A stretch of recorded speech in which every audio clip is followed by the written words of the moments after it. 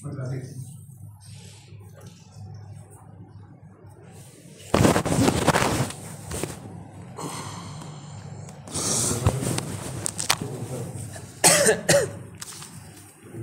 لله رب العالمين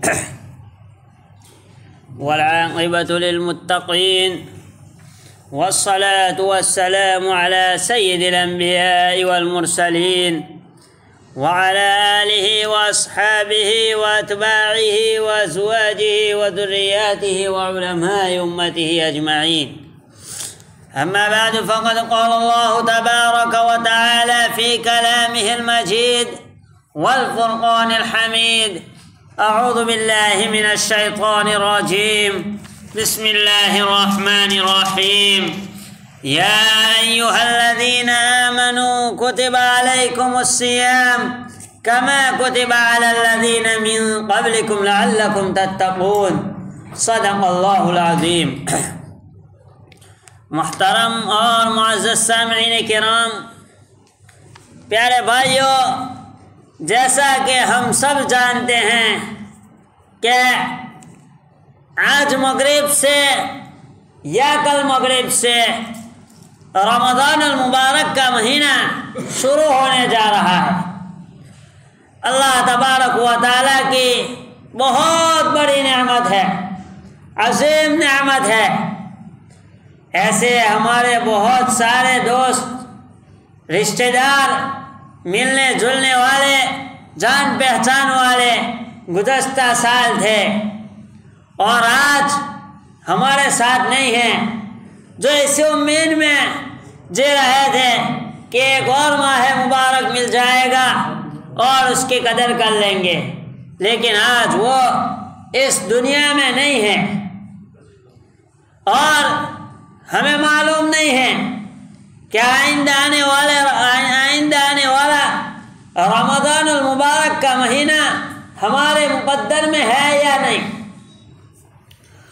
اور اللہ تبارک و تعالی رمضان المبارک کے مہینے کو روزہ فرض کرنے کے بعد قرآن کریم میں فرماتا ہے کہ ایمان والو، محبت کے ساتھ پکار کر اللہ تبارک و تعالی ہم سے کہتا ہے کہ تم پر رمضان المبارک کے روزے فرض کیے گئے جیسا کہ پہلی امتوں پر بھی فرض کیا گیا تھا.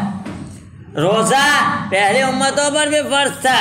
ہو سکتا ہے کہ اس عبادت کی حیات طریقہ الگ ہو، لیکن کتب علیکم الصیام کہا ہے.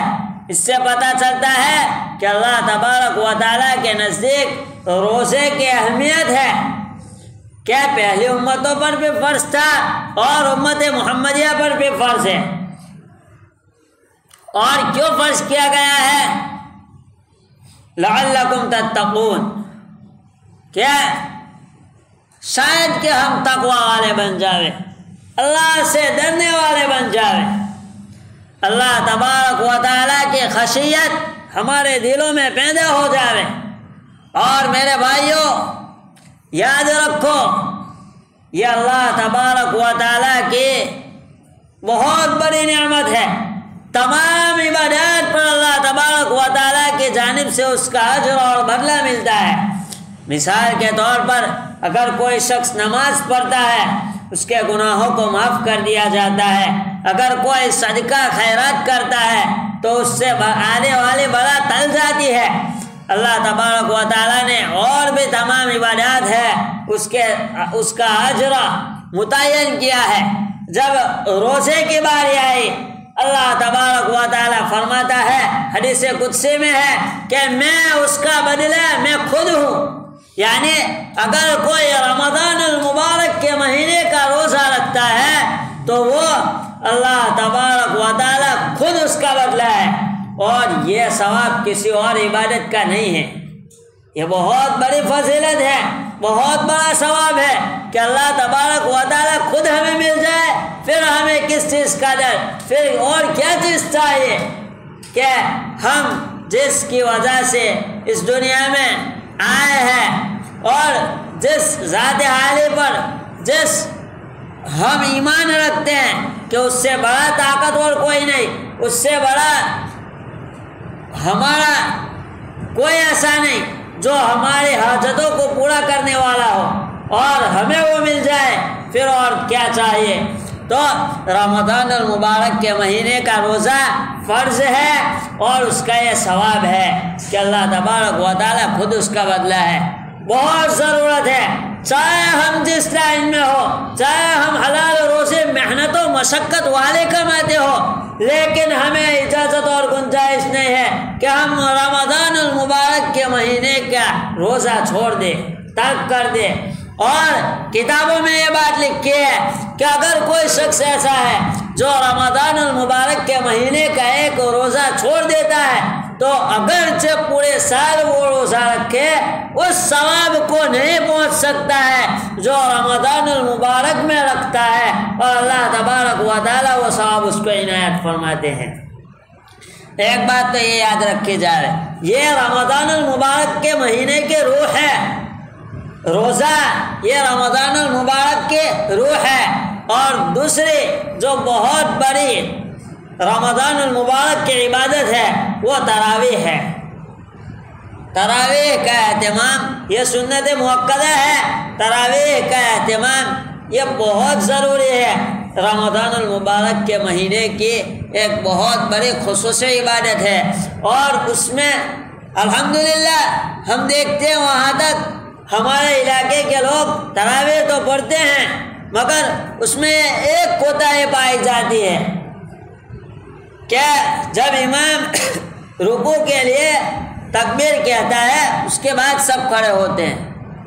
اس سے دو نقصانات ہوتے ہیں، ایک تو امام کا ذہن منتشر ہوتا ہے، بھاگتے ہیں، کھڑے ہوتے ہیں، آواز ہوتی ہے، اور دوسری چیز علامہ حسکفی رحمۃ اللہ علیہ نے کتاب میں لکھا ہے کہ اگر کوئی شخص ایسا کرتا ہے کہ مسجد میں ہے، تراویح پڑھنے کی نیت سے آیا ہے اور پھر امام کے رکوع میں جانے کا انتظار کرتا ہے، تو خطرہ اور خوف ہے کہ اس شخص کو نفاق کا مرض ہو جائے، وہ انتقال سے پہلے منافق ہو جائے۔ یہ مفتی حفظ الرحمان شملہ کے استاد حدیث ہے جامعہ دابیل کے، انہوں نے یہ بات کہی ہے۔ تو یہ معمولی لگتا ہے، ہم اس کو معمولی لیتے ہیں، کیا ہمارے پاؤں ڈٹ کرنے لگ جائیں گے اگر ہم 2-3 منٹ کھڑے رہے، اور وہ بھی قرآن کریم سننے کے لیے، اور وہ بھی نماز کی حالت میں، تو اس کا خوب اہتمام کیا جائے۔ اور قرآن کریم اس شخص کا مکمل نہیں ہوتا ہے جو شخص رکوع میں جب امام جائے اس کے بعد کھڑا ہوتا ہے۔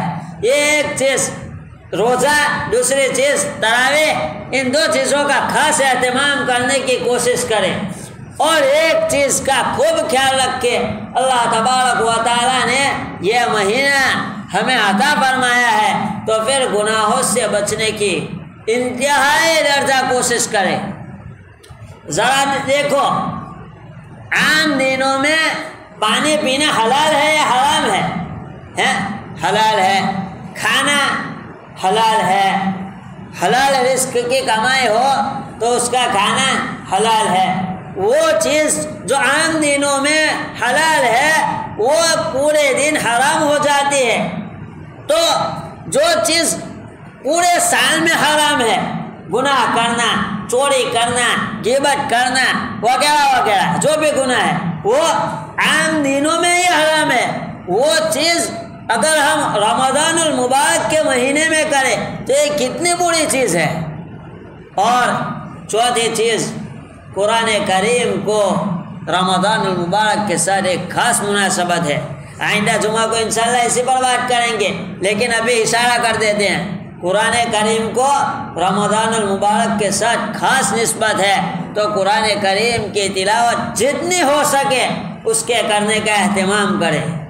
اور یہ مہینہ مانگنے کا مہینہ ہے، اللہ تبارک و تعالیٰ سے گر گرانے کا مہینہ ہے۔ یہ بہت قیمتی لمحات ہوتے ہیں، ہم کہہ سکتے ہیں یہ نیکیوں کا سیزن ہے۔ جب کھیتی پکتی ہے اور پھر اس کی سیزن ہوتی ہے تو کسان کیسے محنت کرتا ہے، یا پھر رمضان کی عید کا موقع ہو یا عید الاضحیٰ کی عید کا موقع ہو، کوئی اور تہوار کا موقع ہو، تو جو دکاندار کاروبار ہوتے ہیں وہ رات دن کتنی محنت کرتے ہیں. یہ میرے پیاروں نیکیوں کا سیزن ہے، نیکیوں کا مہینہ ہے، اس کو جتنا وصول کرے کم ہے. ہمارے اکابرین کے متعلق لکھا ہے امام شافعی رحمۃ اللہ علیہ پورے ماہ مبارک میں 61 قرآن کریم ختم کر دیتے تھے، روزانہ کے 2 دن رات کا 2 ہے. اور ہم نے آج اس زمانے میں بھی دیکھا ہے ہمارے استاد ہم نے دیکھا ہے کہ جب تک رمضان المبارک کے مہینے میں یہاں رہتے ہیں پورے دن میں 1 قرآن کریم ختم کرتے ہیں. یہ اس لیے کہتے ہیں کہ آج بھی یہ چیزیں مشکل نہیں ہیں، ہے نہیں؟ تو ہم جتنا کر سکے اتنا کرنے کی کوشش کریں. اللہ تبارک و تعالی ہم سب کو رمضان المبارک کی قدردانی کرنے کی توفیق عطا فرمائے. وآخر دعوانا ان الحمد للہ رب العالمین.